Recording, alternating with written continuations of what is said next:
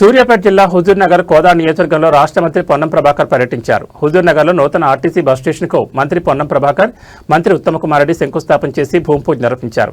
ఈ కార్యక్రమంలో RTC MD Nagireddy, జిల్లా కలెక్టర్, ప్రజాప్రతినిధులు, అధికారులు పాల్గొన్నారు. ఈ సందర్భంగా మంత్రి పొన్నం ప్రభాకర్ మాట్లాడుతూ మహాలక్ష్మి పథకం ద్వారా మహిళలకు ఉచిత బస్సు ప్రయాణం కల్పించామని, ప్రస్తుతం 90కి పైగా ఆర్టీసీ డిపోలు లాభాల్లో నడుస్తున్నాయని తెలిపారు.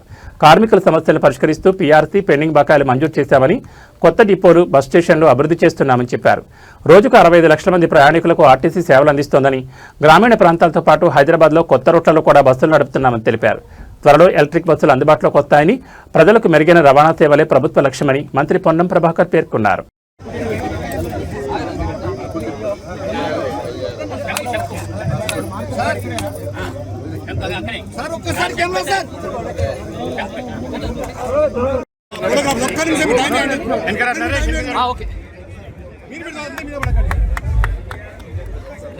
అమ్మ కొంచెం ప్లీజ్.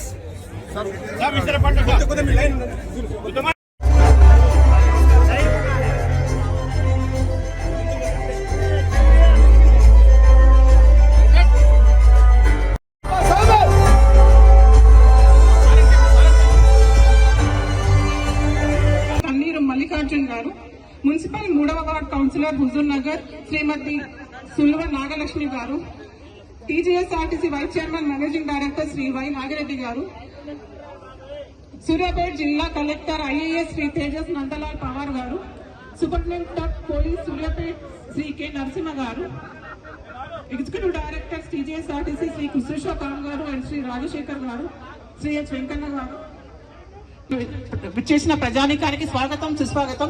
ఇప్పుడు మన గౌరవ అతిథులకి పుష్పగుచ్చ సమర్పణ. గౌరవనీయులు, గౌరవ మంత్రివర్యులు,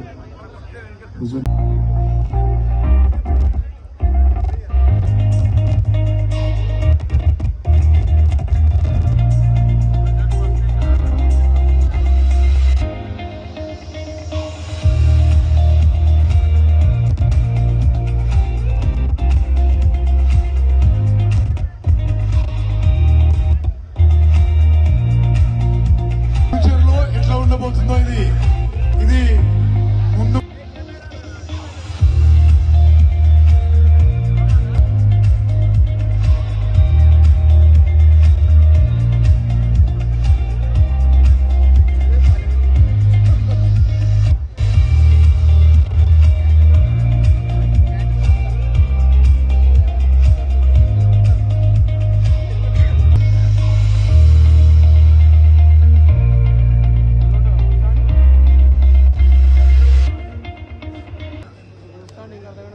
అయిపోయింది. ఓకే సరే. గత తెలంగాణ ఏర్పడిన తర్వాత ఆర్టీసీ బాగైతుంది అనుకుంటే, ఆర్టీసీ సమ్మె చేస్తే పదుల సంఖ్యలో చనిపోతే కూడా ఎవరు పట్టించుకోనటువంటి పరిస్థితి. 53 రోజులు సమ్మె జరిగింది. కానీ మొన్న కొన్ని వాళ్ళ అంశాలుంటే పరిశీలిస్తామన్నప్పటికీ కూడా సమ్మెపోతే 3 రోజుల్లో మొత్తం ప్రభుత్వం అంతా వాళ్లకు సంబంధించి అన్ని రకాల అంశాల మీద ఇలా కార్మికుల సంక్షేమం మాకు ముఖ్యం అనే ఆలోచనతోటి పెండింగ్ లో ఉన్నటువంటి 2013 బాండ్స్ కావచ్చు, 2017, 2021 పీఆర్సీ కావచ్చు, ఈ విధంగా అన్ని రకాలై అమలు చేస్తూ కార్మికులను సంతోషంగా ప్రయాణం. ఎందుకంటే రోజు 60 లక్షల కిలోమీటర్లు బస్సులు తిరిగేటువంటి వ్యవస్థ. అందులో 35 లక్షల పైన నా అక్క చెల్లెళ్లే ఉచితంగా ప్రయాణం చేసే వ్యవస్థలో ఇలా ఆర్టీసీ డ్రైవర్, కండక్టర్లకు అందరూ తప్పట్లు కొట్టి వాళ్ళకి ధన్యవాదాలు చెప్పాలి. ఎందుకంటే ప్రభుత్వం మేనేజ్మెంట్ చేసిన ఆర్టీసీ కండక్టర్లు, డ్రైవర్లు నిరంతరంగా శ్రమపడి రాఖీ పౌర్ణమికి కూడా హైయెస్ట్ ప్యాసింజర్స్ ను ట్రాన్స్పోర్ట్ చేసినటువంటి వాళ్ళందరికీ సంస్థ తరఫున అభినందనలు తెలియజేస్తా ఉన్నాం. అధికారులు కూడా కొంత మొండి వైఖరుండి అధికారుల తరఫున చూపిస్తే వాళ్ళందరినీ కూడా స్ట్రీమ్ లైన్ చేసి కార్మికులంటే కుటుంబ సభ్యులు, ప్రయాణికులు మనకు దేవుళ్లలాగా ప్రజా రవాణా వ్యవస్థ ఉండాలని కోరుకున్నాం. ఇలా పెద్దల మంత్రి, సీనియర్ చాలా రకాల కార్యక్రమాలు ఉంటాయి. నేను స్థానిక మున్సిపల్ చైర్మన్ ను, పార్టీ నాయకత్వాన్ని, గ్రామ సర్పంచులను కోరుతా ఉన్నా. ఆర్టీసీ ప్రతి ఊరికి బస్సు తీసుకోవాలనుకుంటా ఉన్నాం. ప్రయాణికులకు ఇబ్బంది లేకుండా చూడాలనుకుంటా ఉన్నాం.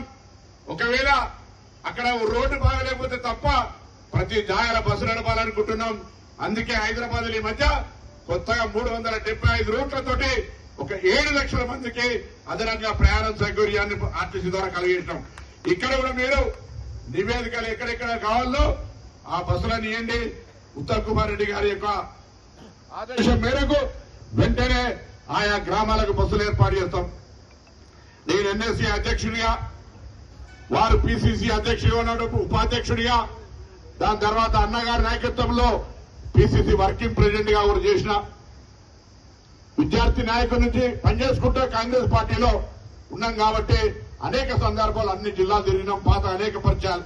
నేను మీ అందరినీ కోరుతా ఉన్నా, ఈ రోజు ఒకవైపు బలహీన వర్గాల శాఖ పిల్లలందరికీ చాలా అద్భుతమైన విద్య, ఇవాళ 97% రిజల్ట్స్ వచ్చినాయి గురుకులాల్లో, పీసీలో. ఇవాళ అడ్మిషన్ల సంఖ్య రఫ్తార్ అంటే ఏ విధంగా పెరుగుతా ఉందో ఇవన్నీ కూడా జరుగుతున్న సందర్భంలో ఇరిగేషన్ పరంగా కూడా అనేక రకాలమైనటువంటి కార్యక్రమాలు మధ్యలో వదిలిపెట్టిపోయినాయి. ఊరికేనే రాజకీయంగా వాడుకునేటువంటి అన్నింటినీ కూడా నిరంతరం సమీక్షించి ఇలా వారు కార్యక్రమం తీసుకుంటా ఉన్నారు. ఉదాహరణ హుస్నాబాద్ లో గౌరవల్లి ప్రాజెక్టు ఉంటే కూడా భూసేకరణకు 200 కోట్లు ఇచ్చి ఇలా నియోజకవర్గం అంతా కూడా సస్యశ్యామలం చేయడానికి కంకణం కట్టుకున్న వారికి సందర్భంగా ధన్యవాదాలు తెలియజేస్తా ఉన్నా. కాళేశ్వరం గురించి ఇన్నిసార్లు చెప్తా ఉంటే నిన్న కూడా మళ్ళీ మాట్లాడుతా ఉన్నారు. వాళ్ళకట 3 నెలలు ఇస్తే నీళ్లు పడతారట.